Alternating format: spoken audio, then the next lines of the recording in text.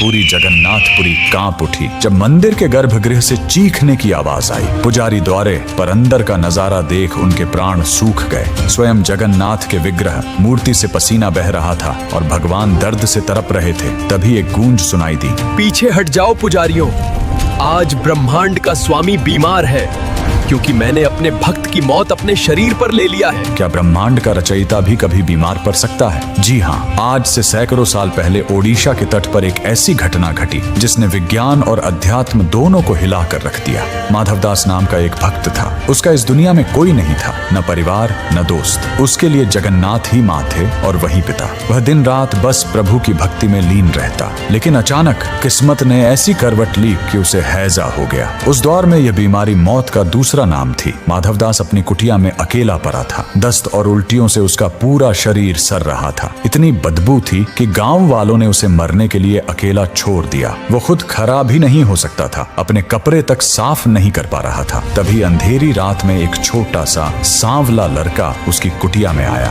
उस लड़के ने बिना नाक सिकोरे अपने हाथों से माधवदास की गंदगी साफ की। उसने माधवदास की उल्टियां धोई, उसे नहलाया और अपने हाथों से खाना खिलाया। 15 दिनों तक वह लड़का उस बीमार भक्त की सेवा करता रहा। एक दिन माधवदास को होश आया। उसने उस लड़के का हाथ पकड़ा और रोते हुए पूछा, बेटा तुम कौन हो?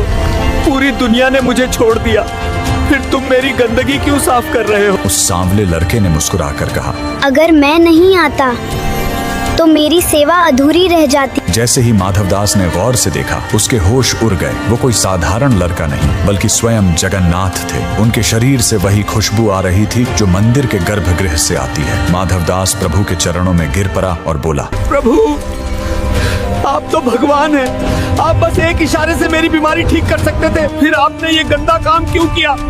मेरे मल मूत्र को अपने हाथों से क्यों छुआ? जगन्नाथ जी की वो बात सुनकर आप भी सन्न रह जाओगे। भक्त, मैं कर्म का विधान नहीं बदल सकता। तुम्हारी किस्मत में ये बीमारी भोगना लिखा था, ही भोगने होंगे। अगर मैं इसे ठीक करता तो तुम्हें अगला जन्म लेना पड़ता। इसलिए मैंने तुम्हारी बीमारी को खत्म नहीं किया बल्कि उसे अपने ऊपर ले लिया। यही कारण है कि आज भी हर साल जगन्नाथपुरी में भगवान 15 दिनों के लिए बीमार पड़ते हैं। मंदिर के कपाट बंद कर दिए जाते हैं और भगवान को कारहा पिलाया जाता है। भगवान सिर्फ पत्थर की मूरत नहीं है, वो भाव के भूखे हैं।